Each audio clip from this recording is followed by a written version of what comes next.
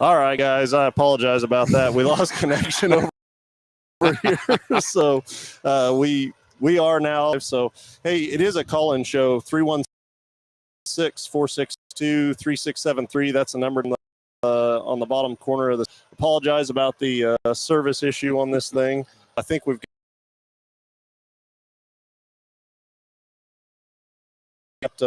got it figured out, and we're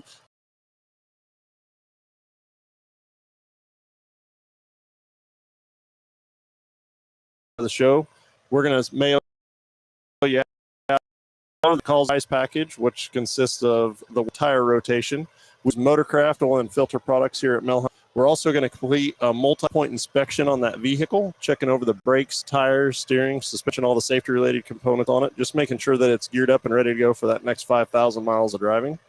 You'll also get yourself $10 to Mel's Diner, so you can get yourself something to eat and drink while you're here with us at the Big Corner. Complete nitrogen, so you have all the great benefits that nitrogen has to offer. And then a BG products package, which consists of a can of MOA or motor oil additive for your engine oil, and then 44K for your fuel system. Again, just getting that vehicle geared up and ready to go for that next 5,000 miles of driving. So, hey, apologize about the connection error that we had, but let's get the phones ringing. 316-462-3673 is the number to jump on the air here with us and talk about anything automotive. So, gentlemen, I'd like to apologize. So this is by far one of the hardest shows to ever have to focus on with between dodging cars and all the cool stuff driving by. You know, you get out here and you see all these older cars. You mean old cars with carburetors, stuff? Yeah, cars. It's cool when somebody else owns it, in my opinion. So that's one thing I can go to a. We have this old car thing. We do. There's a little back and forth on that for sure. So, but I can truly go to a car show and enjoy, appreciate, you know, the efforts that somebody else has in some of these vehicles. I have no interest in that appreciation, but I appreciate it. It's just not for me for sure. So, but again, so I do apologize. Just as far as focus or being able to focus on this particular event is very hard. Again, like I said, we're at Halstead at the Old Settler Days. We've got a lot of things going on here in town. I think they kicked this event off on Friday, and it doesn't shut down until Sunday. So, yeah, there's a lot of different events. So if you're in Wichita and looking for something to do, head on up here. The parade starts shortly after the show around 10 or 10:15, I think, is by what time the parade gets started. And I've been to a lot of different towns or fall festivals around. By far, this is per city block, I'm going to say probably has the most people in it. Nice. It's absolutely gets capita. Per capita, it absolutely gets packed up here. So, hey, it's a call-in show, 316-462-3673. We lost connection. We were talking about just experiences in the industry and where the industry has come from as far as tools that let's say even a manufacturer gives you or that we supply for our employees to give better customer experience to the customer. Right. And so a couple of the things that I can think of, you know, right off the top of my head is like our tire sales tool and having all the different options on a tire when a customer comes in. And you had mentioned that you had worked at Sears kind of early on in your career from an aftermarket experience. So give me kind of a difference in, you know, what Sears had to offer as far as number of tires or line of tires versus what's available to you today. Well, I can say that Sears, I would say most of their business probably was tires and alignments and things like that. You were focused heavily on selling tires and a lot of brands. I mean, the same thing at the dealership. You can get pretty much any brand, but of course with Sears, you'll have your in-house brands. You'll have more of the lower line brands and stuff like that. You know, with the aftermarket industry, you have to know a little bit or a lot about a little bit or a little bit about a lot of different vehicles, as opposed to at a dealership where you can kind of focus on the one manufacturer. A lot of those things kind of stay the same. Sure.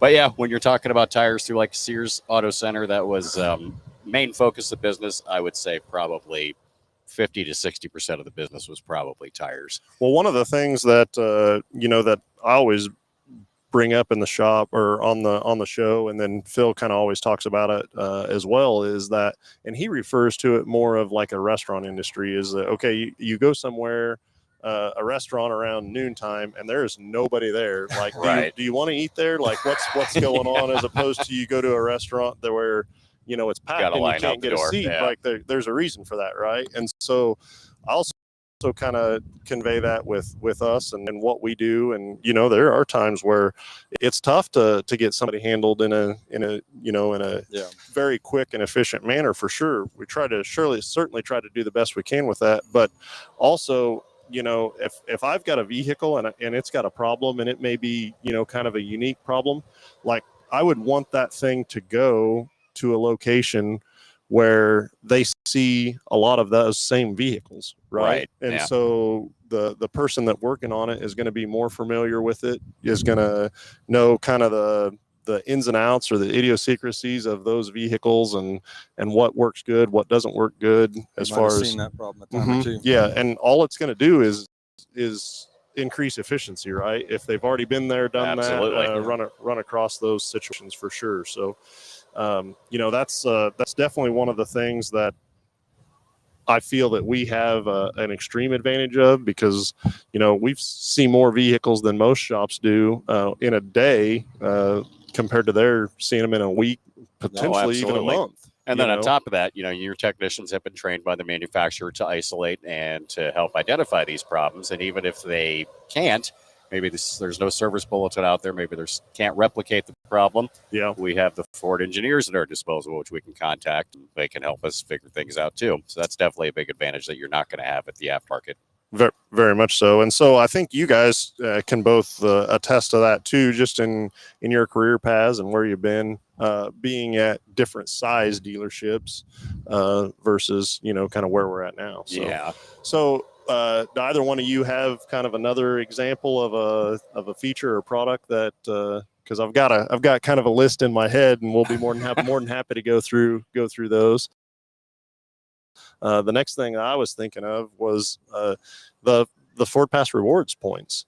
You know, people love those; they use them all the time. Well, so from your talk about, you know, when a customer comes in and they've got a bill of, or let's say it's just something as simple as a service. You know, on the sales side of the business, you know, a customer comes in kind of ecstatic about the new purchase of a vehicle or looking at something new. On the service side of the business, like they're there because their car either needs maintenance or something's broke, right? And so the energy level of that customer, which is understandably so, is probably not the same experience, right? And so from a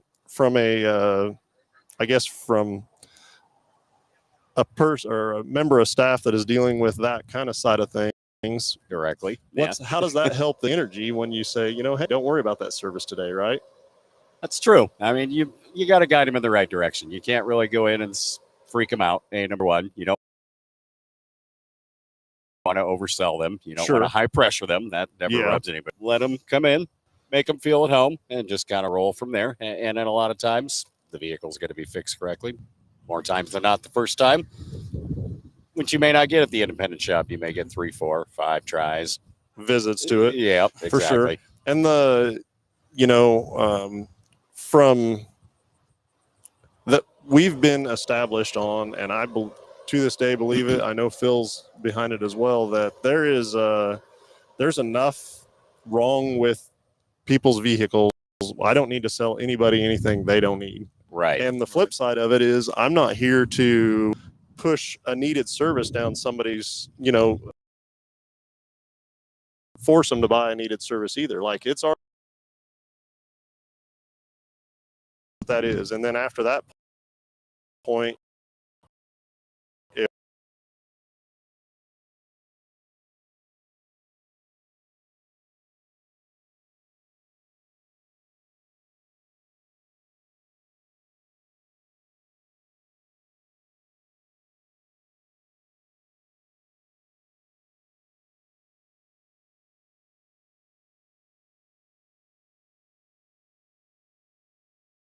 you could have 4 seasons in the same day some days. So sometimes you have to show them that there is actually a severe service recommendation for maintenance and stuff like that. You could pull it up right there and show it to them as well. And I think that goes a long way too. Yeah, I would definitely agree with that as well. And so that was going to be one of the things actually on my list was being able to run. You to it. You did. Yeah. You stole the words right out of my mouth. So, hey, again, this is a call-in show 316-462-3673. That's the number to jump on the air here with us.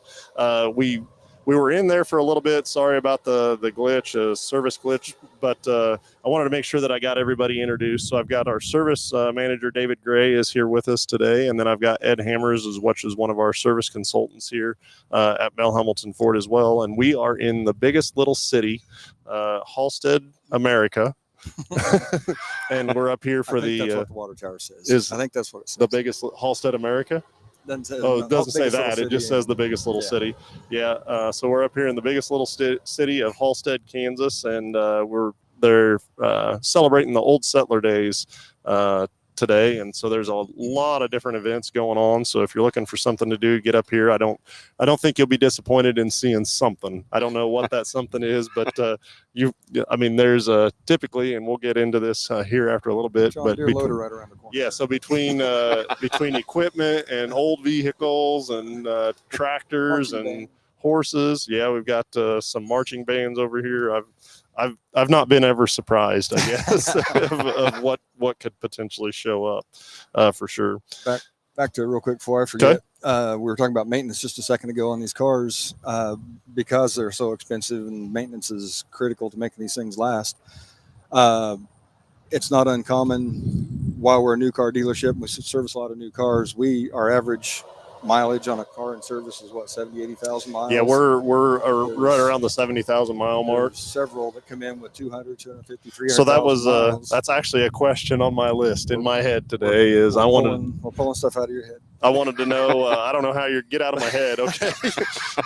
Back in the day, which we mentioned earlier, when cars were carbureted, if you had 100,000 miles, that car was pretty much done. It's had quarter panels put on it. It's had a new engine. It's had the transmission replaced maybe twice. And these new cars, people think, you hear a lot of times that these cars are plastic, they're not metal anymore. But these modern cars run circles around the old cars. If you maintain them, like Josh said, they'll run as long as you want them to run. Well, so a couple of thoughts that I had with that is one is just the number of warranty tickets that are in the warranty period of a vehicle. I mean, years and years ago, I can remember, tires 12,000 miles, 15,000 miles, if you're lucky. And, you could go whole ownership of a vehicle and not have to put a set of tires on it, brakes, front brakes. Yeah. Well, yeah. Okay. So next question. No. Some of us trade cars off before they need it.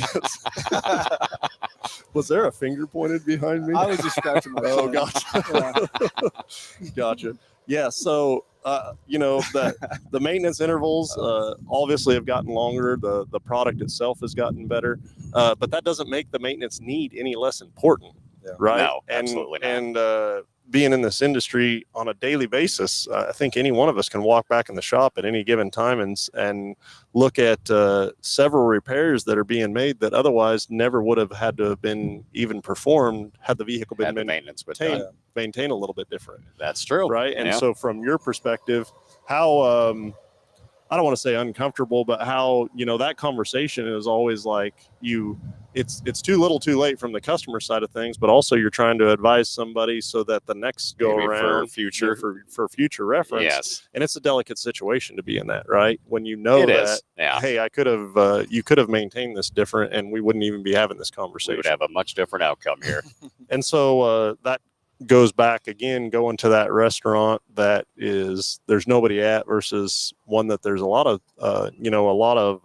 people at is what's the quality of service that you're being provided, right? And is somebody helping educate you along that way? Because I don't think the average consumer, well, I know the average consumer just doesn't understand what their vehicle's needs are, right? Right. And, the maintenance schedule is where? In the owner's manual. Yep. And how many people are pulling out the owner's manual and sitting down and reading it at night? I would say closer to 1-2%.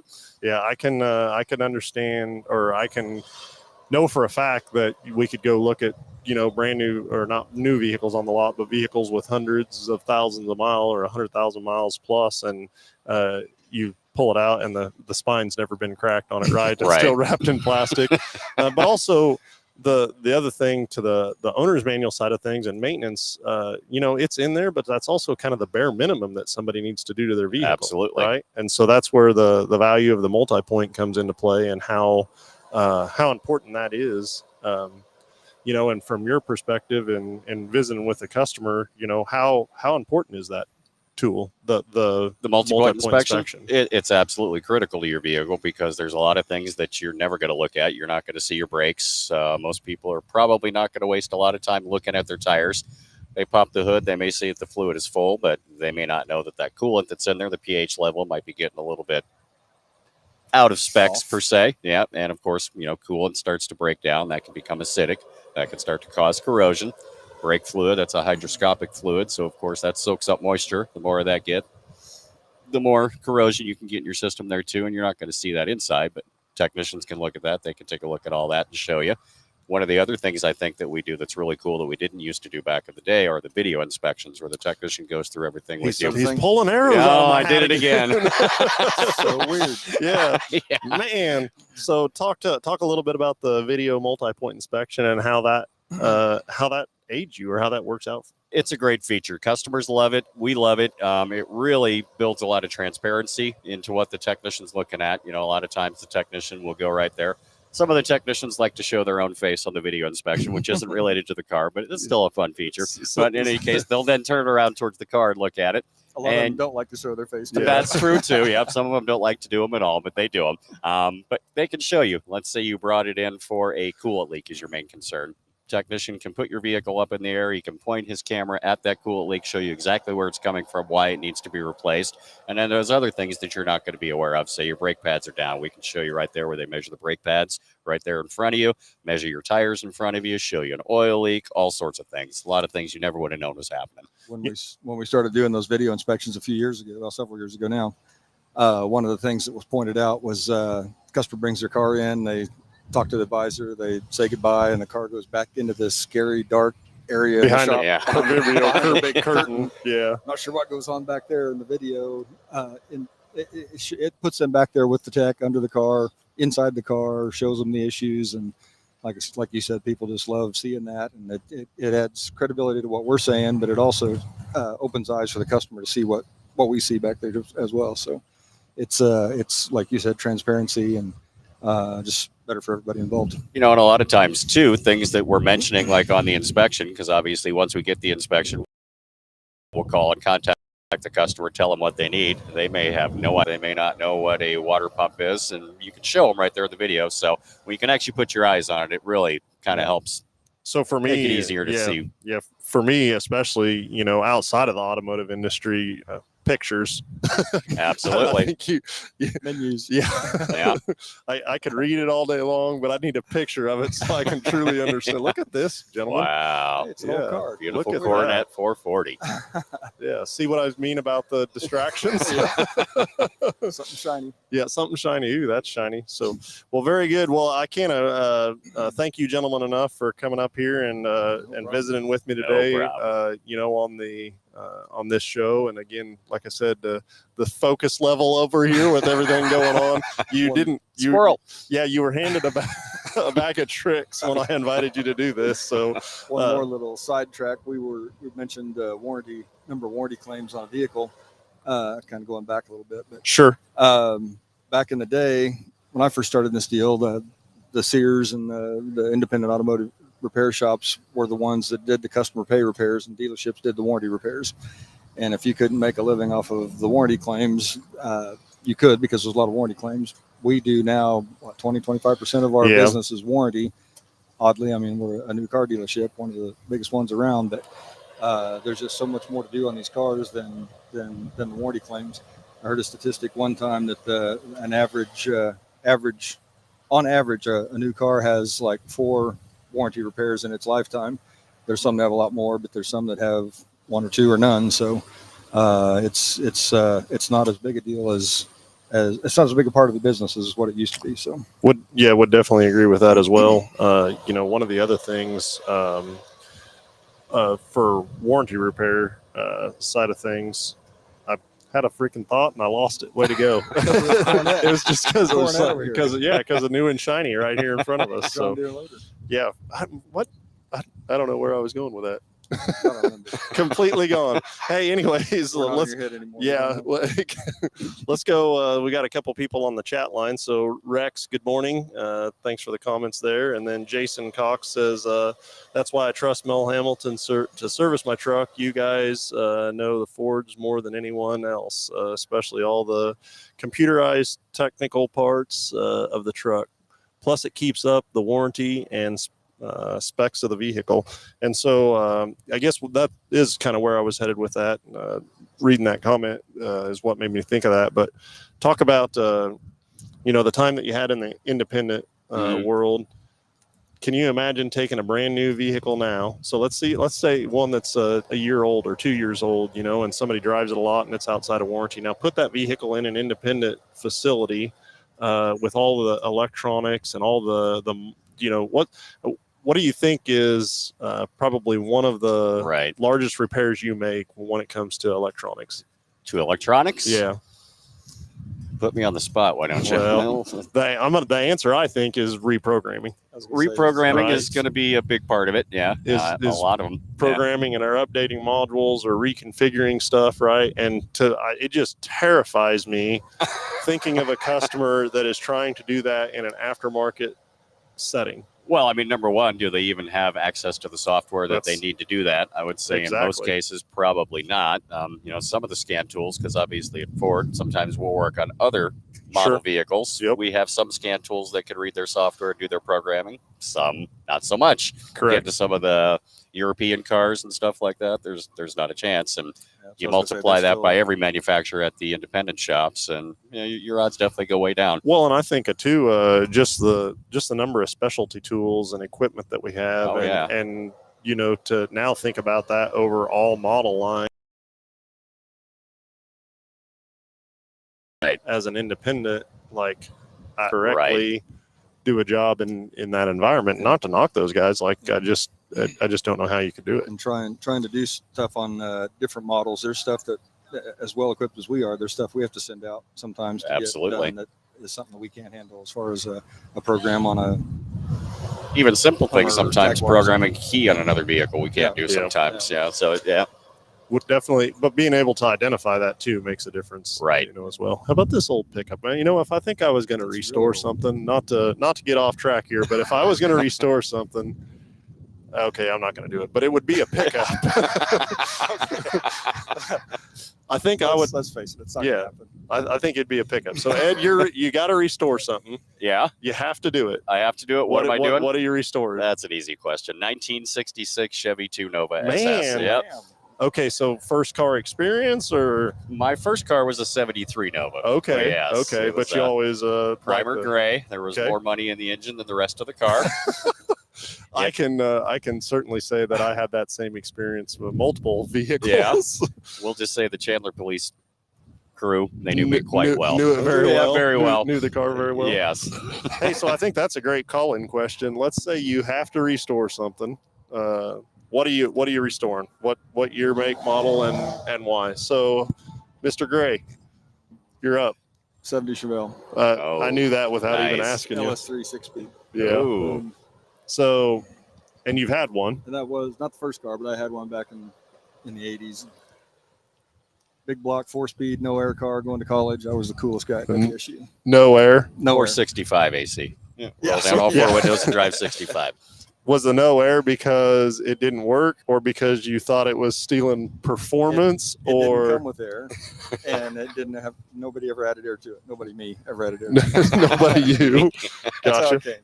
Okay, so what color would this car be? Now it would be gray. Back then it was red, but it'd probably be gray. Red. Black stripes, gray car.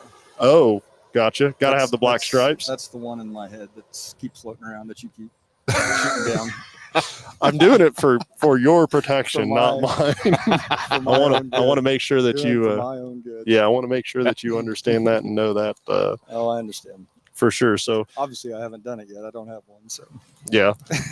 Well, hey, call-in show 316-462-3673. I think everybody's just enjoying listening to us talk. So no, Let's not get carried away. No, okay. they're liking the sidetracks. Yeah, somebody surely got to call in with what car that they would restore and why they would restore it. I would think for sure. Well, what about you, Mr. Prophet? You know, Well, we got that it would be a truck. well, okay, so yeah, I think a truck. And really, I couldn't even tell you as to. 'Cause I've never put any thought into it because I know it's not happening. So Fair. passion for a truck, just because you go to car shows and stuff like that, and just you don't see a lot of trucks. Yeah. And so I think just as far as the uniqueness, Plus, you can use a truck.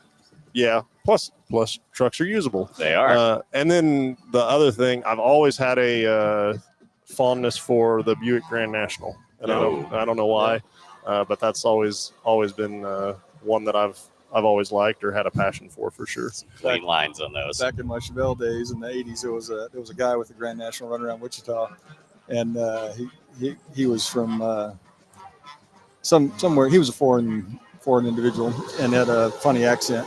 And he's always trying to race everybody, and his line was, "Come on, man, it's just a V6. It's just a V6." And it was one of the fastest cars in town at one time. Yeah.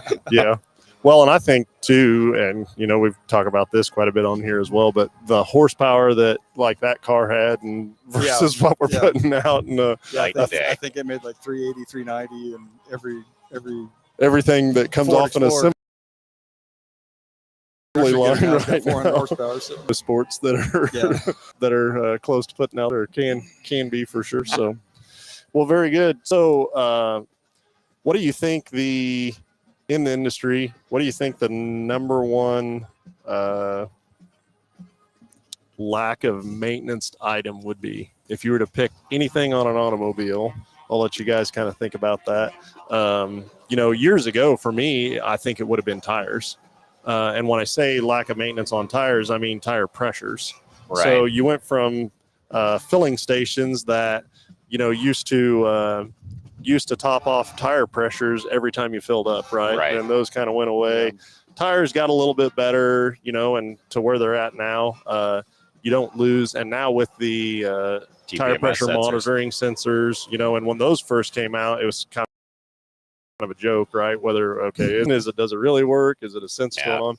I tell you, they really have dialed in now. I mean, you can look at any one of your tires, any position, know exactly what that is, and it tells you on your phone when you have one low, and communicates with you all the time. In reading that, and so that would be probably my answer. The next thing I think of is just general oil changes. Consumers, especially I think the manufacturers really led to confusion into that realm of things, and every manufacturer really. So years ago, kind of 3,000 miles, then we went to 5,000 miles, and then now we added these maintenance 10,000 mile oil changes, maintenance lights, and then you got consumers that are servicing the vehicle every so often like that. And I tell you, for me, going back to the talk of walking back in the shop and looking at particular jobs that are going on, that like, man, this is really disheartening because you wouldn't be in this position. I would say that's that's definitely one on the high frequencies that you see is just sludging an engine. Like there's literally nothing wrong with any of the components other than they're not, they've been starved of oil. Mm-hmm. And if it was maintained different, life gets busy. I mean, people are busy, and you hop in the car, you gas it, you drive it every day, and you got a lot of stuff to worry about with kids and work and stuff. So sometimes the oil change monitor or the sticker on the windshield just doesn't jump out at you like you'd hoped, and all of a sudden you're 7,000-8,000 miles into an oil change, and I got to get in right now, and then we're trying our best to get everybody else in that needs to get in right now as well. So let's go down that road a little bit. And on your side of the business, what are some things that have evolved that has allowed people that have those busy lives to be able to still get their vehicle? One of the main things we do that I've seen over the years, picking up and delivering vehicles that we do, back I keep saying back in the day, back when I started, back when I was a young guy, somebody needs a ride, we would call a taxi for them. We paid for it, but we were using taxi services.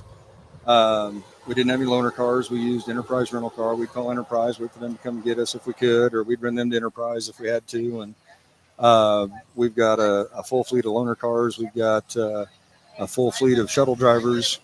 We pick up and deliver lots of cars from people's work or school or home. Get them serviced, get them clean, run them back to them. So that's a part of the business that just didn't exist 20 years ago. Pick up, deliver, drop people off, pick people up, and that's come probably the farthest as far as convenience for the customer. Would definitely agree. Right, like to be able to, we go out to the customer like that. You know, we're maybe the customer's been to the dealership already once, and we've ordered a part for them, and then we're able to just go out keep and them from install it in having their to come driveway. back. Or they'll call in. They'll say that they've got a quick, easy recall. It's a software update. Ford sent them a notice that they've got this update that needs done. They want to know when they can bring it in, and we'll suggest, how about we have the guy come to your house and do it? What? You'll do that? Huh? Yeah, Absolutely. I'll be home all day, and we'll get it scheduled, and our guy will come out and do it. People just can't believe that happens, and they love it. It works out great. and then on the flip side of that, what that is able to do for you, and having the time to do a thorough job on that vehicle, and making sure that we've got all our all of our ducks in a row as far as everything that it needs, and again being able to spend that time with the customer.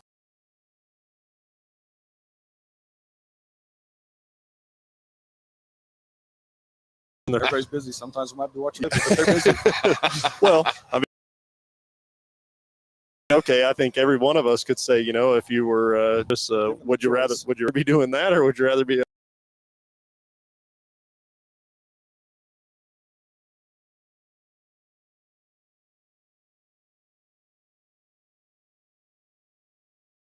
Where's the industry go, and trying to kind of to predict that and stuff like that. And another vehicle deal too. When somebody calls in, we pull up on the kind of what kind of codes they've got stored. If they've got a check engine light, we can tell them if it's urgent or not. We can tell them how much gas they've got. We can tell them their tire pressures. It's a new age. It's all technology. We joke, but it's becoming less of a joke all the time that we fix more cars with laptops than we do with wrenches. So yeah, I would definitely agree with that statement. And you know, the connected vehicle part of it was another thing. So you're gonna be out of ideas here. I am. Yeah, you guys are gonna run me out. But I can think of multiple times where that's been a customer that, you know, they're out on a trip or something, and hey, my check on, and let me pull that up and look at the other side for you, and you know, to the listeners, and get a decent idea. You may not know exactly what it needs. I mean,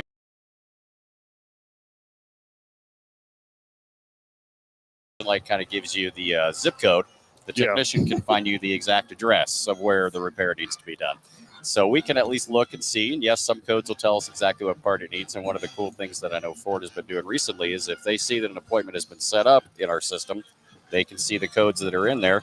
They may even anticipate what part that may need, and they may just ship us one so we have it in stock when the vehicle gets to the shop, which is a big benefit because waiting for parts could really slow the shop down as well.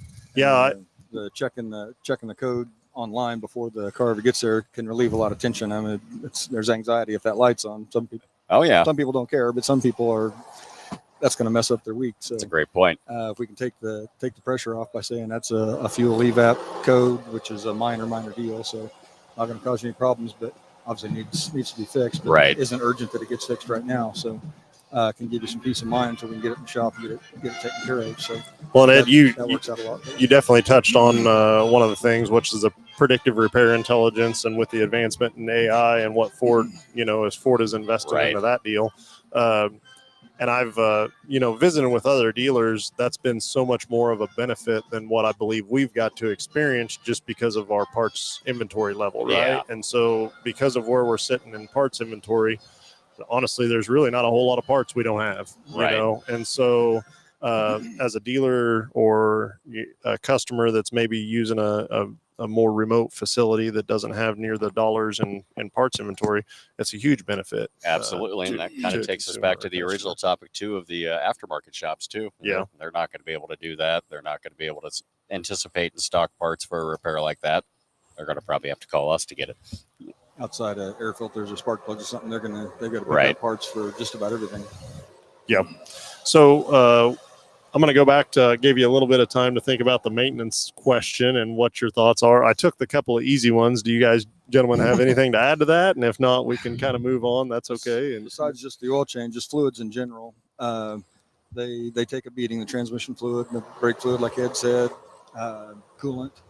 The factories are the people that invent these fluids are getting better and better at them. They're more high tech all the time, but the heat cycles these cars go through and the miles we drive, they just the fluids take a lot of the brunt of the wear and tear of these vehicles. So, like I said earlier, maintained, they'll run as long as you want them to run. So, within reason. I mean, they're not going to well, go that's around the world 5 times. fluid, and Ed, you can probably attest to this more than David or I, but the general customer or consumer, I mean, they know they need their oil change, but really pretty much after that, you think transmission fluid, coolant, differentials, transfer cases, transmission, like all those other fluids, Right. they're doing a job. They're transferring heat each and every, heat cycle to that component. And every time that fluid goes through a heat cycle, it deteriorates. Absolutely. And is only able to perform at now a lower level than what it was before.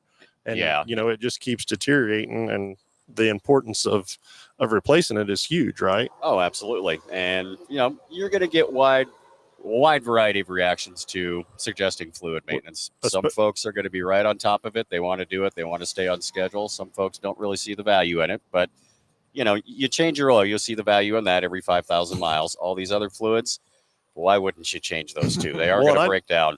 Yeah, I never understood the fact that, I do acknowledge and know that I need to change my oil, but I don't, the other fluid, like I don't. Nah, I don't need to change that. I don't need to change that. Like they've got mileage limits recommendations on them for a reason. So, and everybody's driving style varies greatly. I mean, if you're spending a lot of time idling or you're towing things, that's going to be harder on your brake fluid. If you're idling a lot, that's going to be harder on your coolant and all the other things like that. And that's going to definitely factor into the way the vehicle wears as well.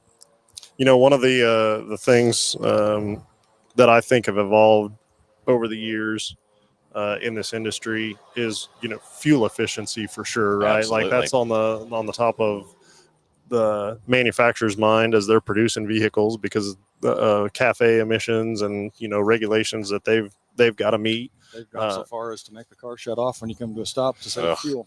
Well, yeah, but as we talk about those things, I mean, think about years ago, just our fuel systems and what that looked like versus today's modern fuel systems with direct injected, and so.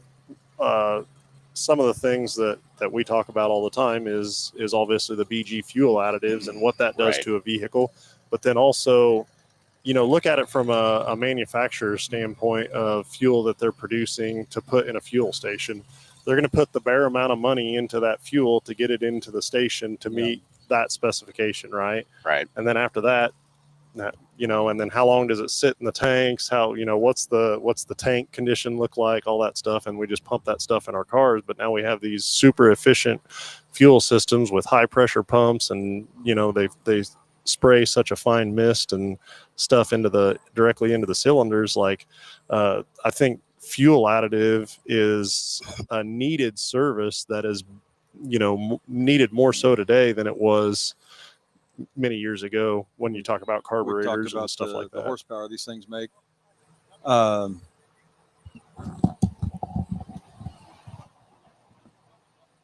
Yeah. We talked about the horsepower these cars make and the efficiency. There's efficiency with fuel mileage, but there's efficiency in horsepower as well. That efficiency and that fine mist of fuel is what makes these things so powerful, and they can get out of the way when they need to too. So a lot of things go into maintaining that fuel system.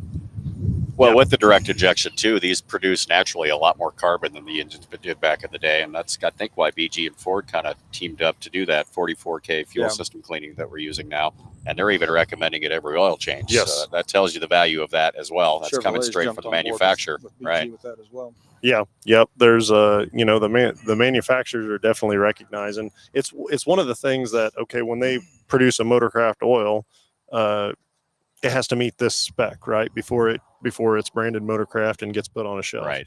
And so they're controlling all the variables of the car, but then when you get to the fuels, like that's up to the fuel station, right? And so it's a variable that they can't control, and so with the addition of BG to help them, get that get some of that control back, that's what the involvement of that partnership is. And again, just from a fuel station, they're only going to produce what they're going to produce, and on that product, you kind of have the same attitude. Well, I'm not going to go out sure. and name any actual names, but there are certain fuel stations around that are notorious for having just awful fuel. Yeah. Yeah. We get vehicles in with check engine lights all the time, and you ask them where they gassed up, and Well, the others, to remain nameless, there are certain stations. It's always that one. Like the restaurants that don't have any cars in the parking lot, you want to go where everybody else Right. buys gas. and the other side of that too is,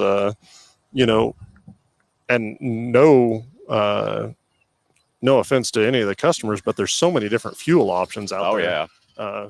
There's so many different fuel options out there that by the time you get to E85 and then all your different ethanol contents and octane contents, there's just so many different options for a customer. So, well, very good. Well, gentlemen, I still got a couple things on my list, but I'll tell you what, we're going to get ready for this parade. It's about ready to kick off here. So I cannot thank you gentlemen enough for coming up and hanging out with me for this hour, and hope you stick around, enjoy the car show, the parade. You're all that right. stuff. It wasn't as scary as I thought. Yeah. See, yeah. It's not. You didn't have any callers though, so Well, Nobody pressuring us there. somebody could have put you on the spot there, I suppose. But yeah, again, No more than they put us on the spot every day. every day there. Gotcha. Well, very good. Well, thank you, gentlemen, very much for coming up and hanging out with me. Thank And everybody, we will talk to you live next weekend. So have a safe weekend, and talk to you next weekend.